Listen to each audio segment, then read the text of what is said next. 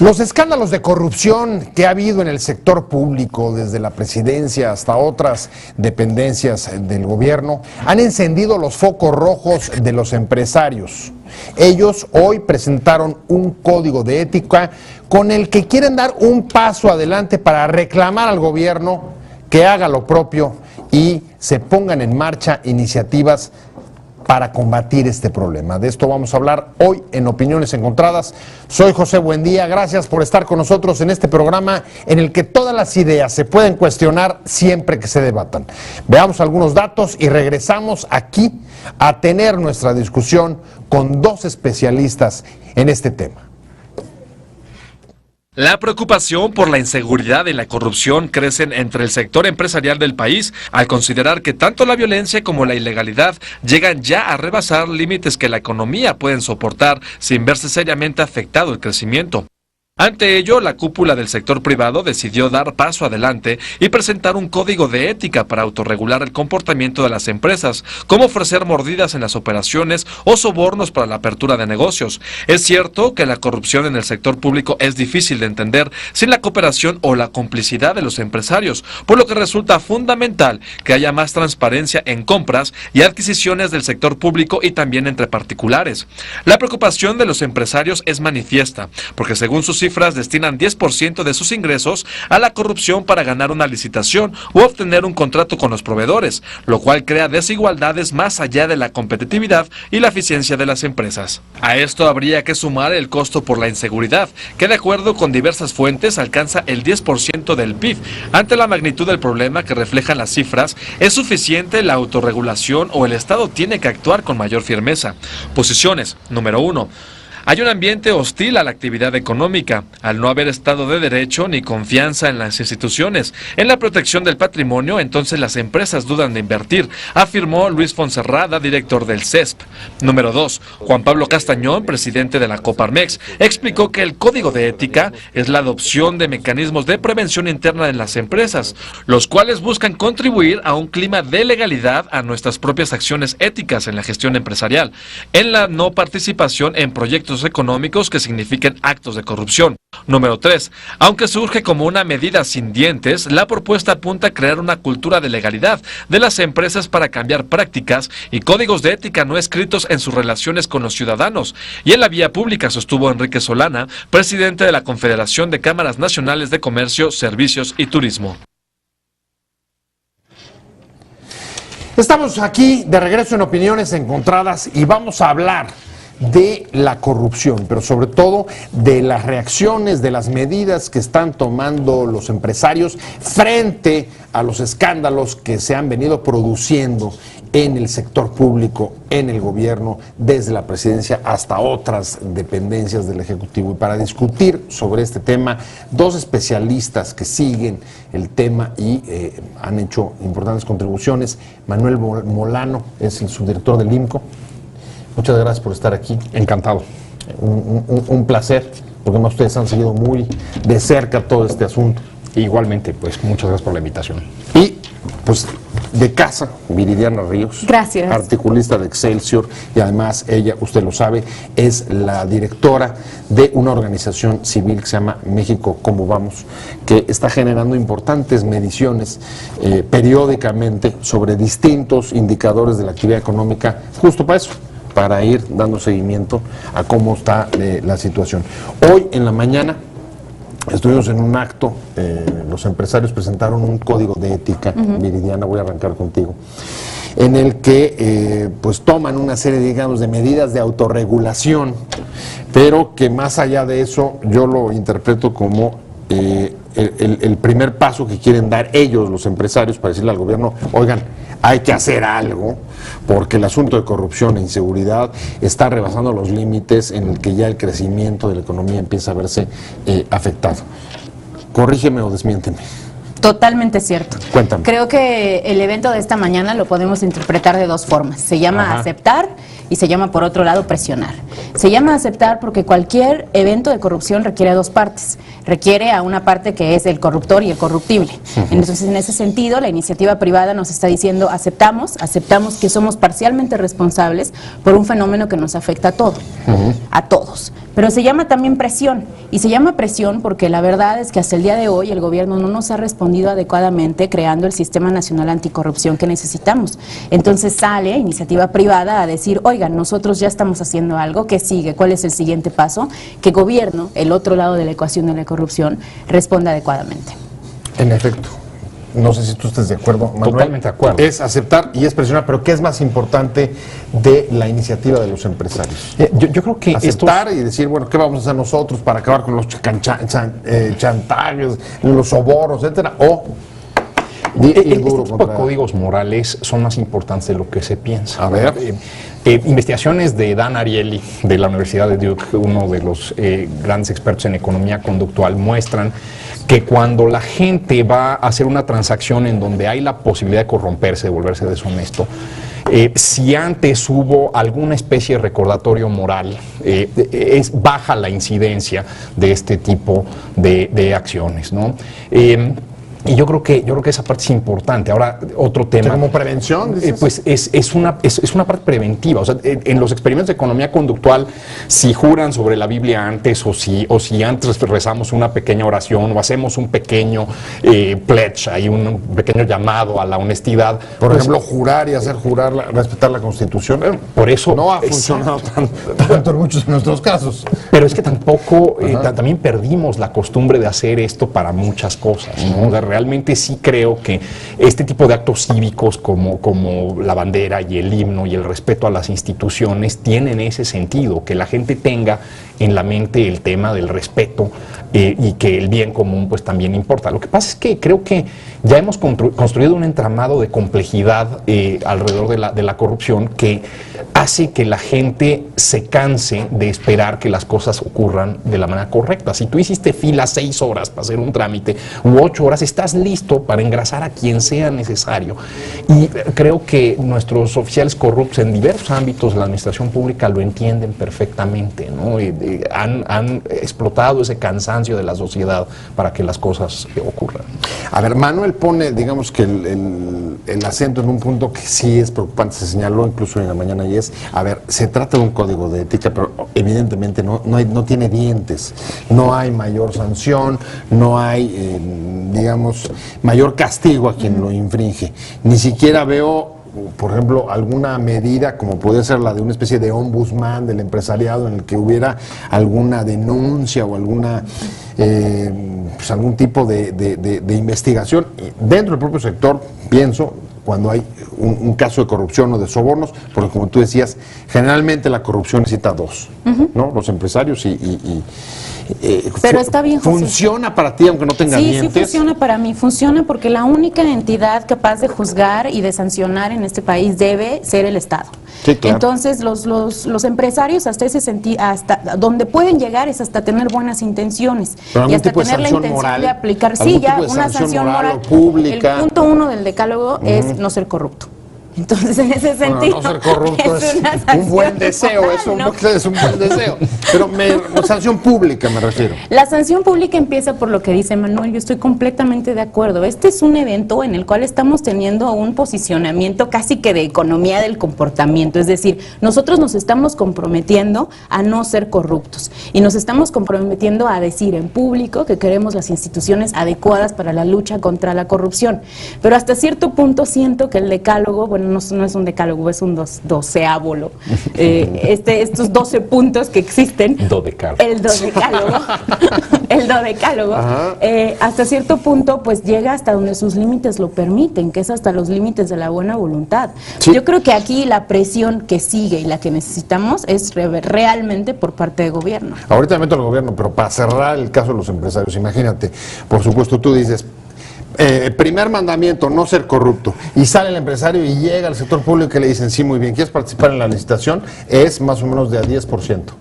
Bueno, mira, no todos ¿le entras o no le entras? No todos son iguales. O sea, así como no todos los funcionarios son iguales. No podemos generalizar empresario corrupto o funcionario público corrupto. Hay excelentes en ambos lados de la barrera. Y sí existen luego este tipo de códigos. Hay algunos de ellos que no se sentarían a la mesa con alguien que saben que está en enjuagues y que está en cosas terribles.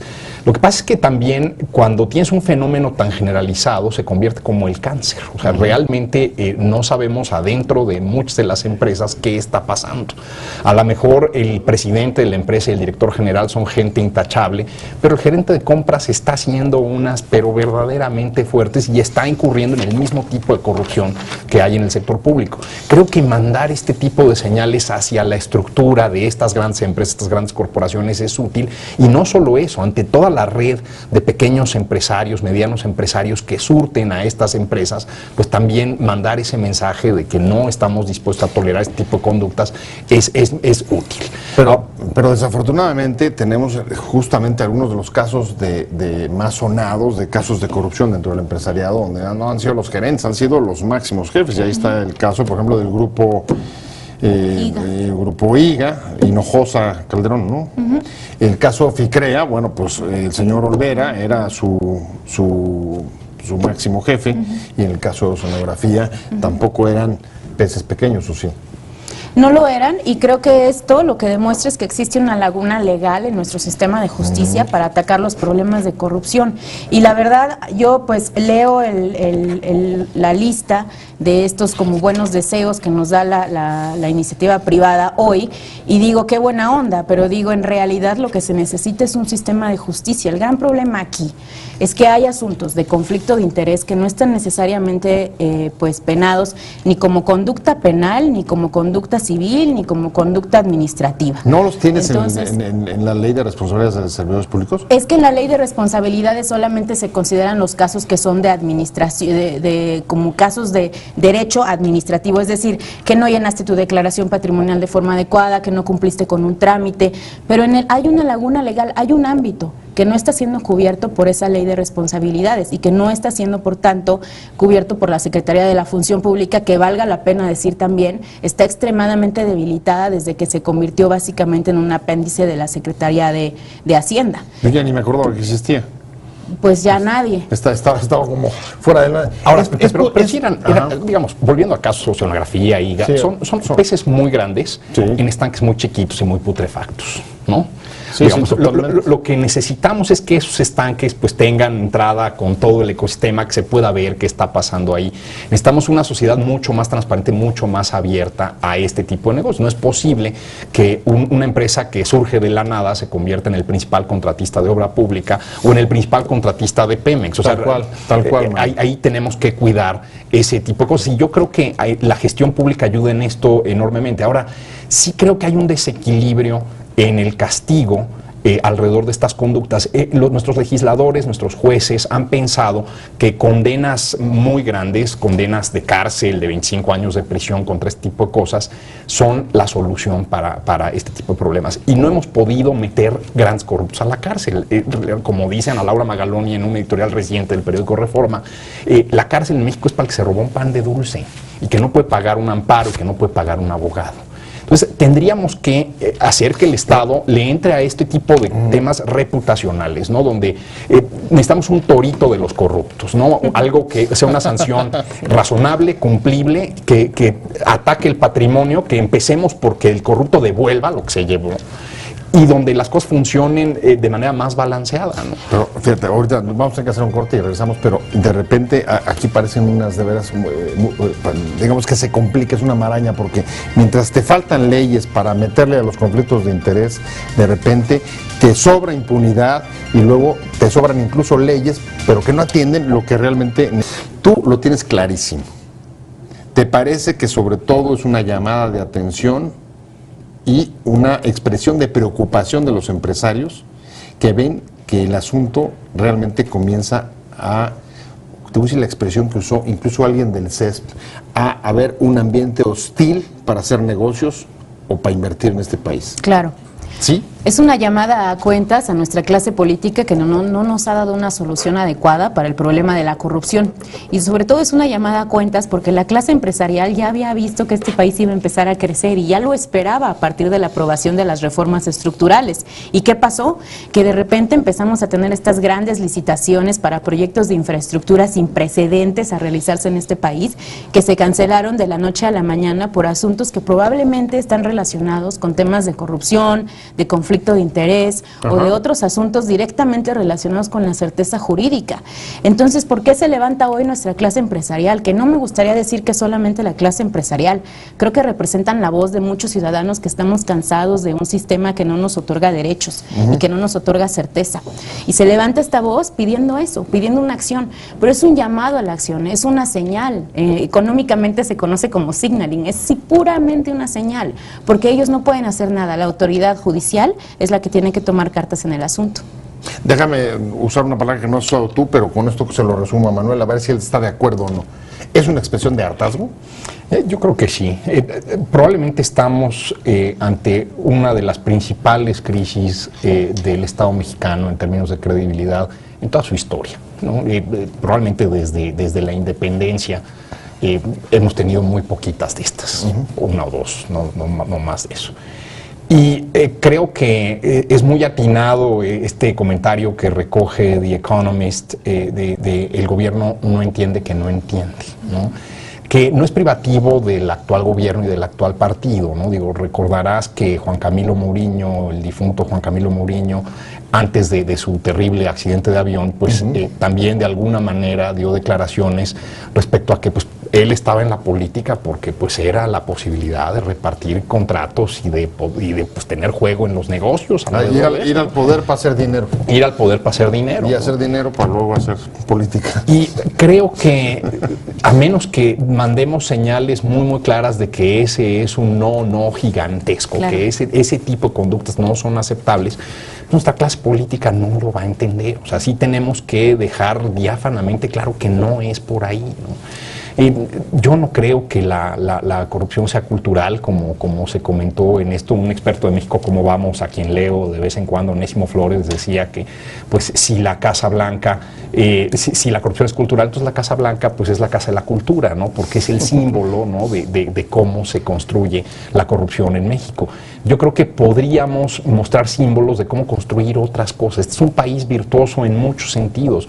No somos más corruptos que los chinos, no somos más corruptos que los venezolanos o que otras naciones. Tampoco es que sean ejemplo, ¿no? Pero creo que necesitamos mostrar que en México se pueden hacer las cosas diferentes, porque también hay un subconjunto de empresas que hace las cosas diferentes, ¿no? Claro.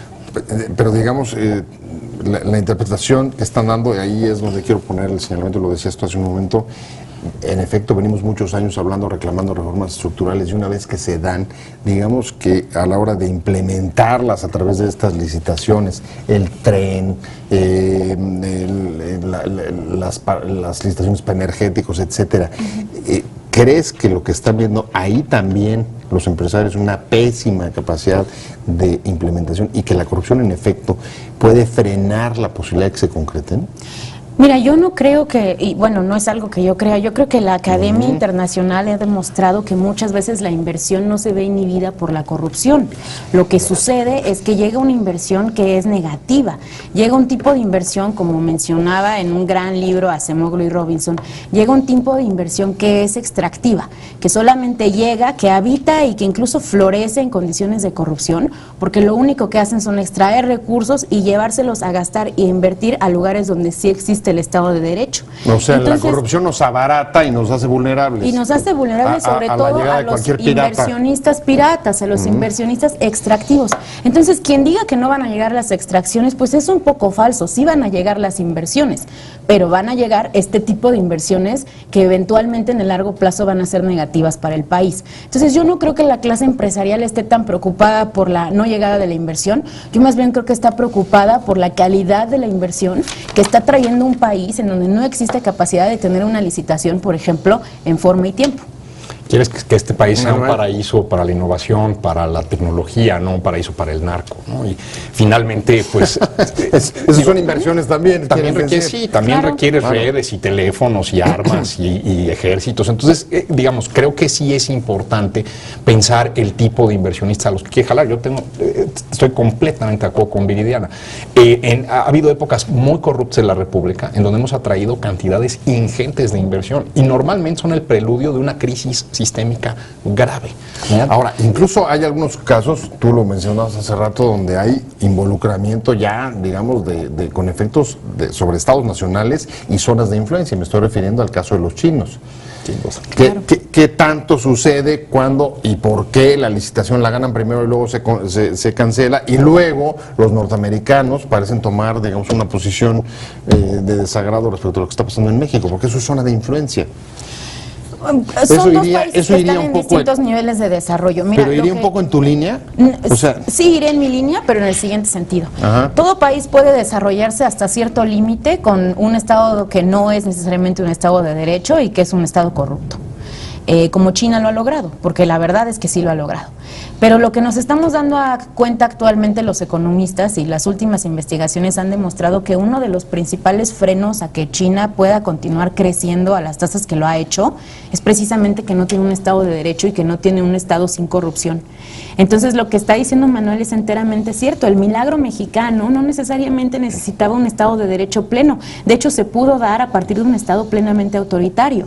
El problema es que hoy, el México de hoy ya es un México que para dar el siguiente paso de desarrollo necesita sin lugar a dudas y con plenitud un Estado de Derecho. O sea, o se modernizan las instituciones, Manuel, hay una real rendición de cuentas, le pegas a la impunidad, acabas con, ¿no? O por lo menos remites o controlas la corrupción, o no hay manera de seguir. Yo creo que el modelo es más Estados Unidos y Europa, no China y Rusia, digamos. Sino, bueno, ella no dijo China, ¿eh? Pero sí creo que, y además es interesante que menciones China, porque pues también involucrados en el tren a Querétaro, que es un disparate en términos económicos. Ustedes han traído una campaña ahí durísima. Pues es el tipo de inversión que tenemos que evitar. O sea, tenemos que hacer inversiones que sean rentables para su dueño, en este caso el Estado mexicano, y para la sociedad. O sea, no podemos decir, híjole, es que aunque el Estado pierda, la sociedad va a ganar. No hay de eso, necesitamos buscar ambas. México no ha invertido poco. Desde los años 70, México ha invertido de 21 a 25 puntos el PIB. Hemos tirado el dinero en cosas que no terminan funcionando. Hemos hecho masacotes de concreto y varilla que no han creado crecimiento económico. Y esa quizás es el estado del arte de la corrupción, porque pues digamos, lo dicen los albañiles muy claro, ¿no? De la obra sobra, ¿no? O sea, desde el derroche hasta la canalización de recursos en lugares equivocados. Exactamente. En ambos casos. Invirtamos en nuestras ciudades.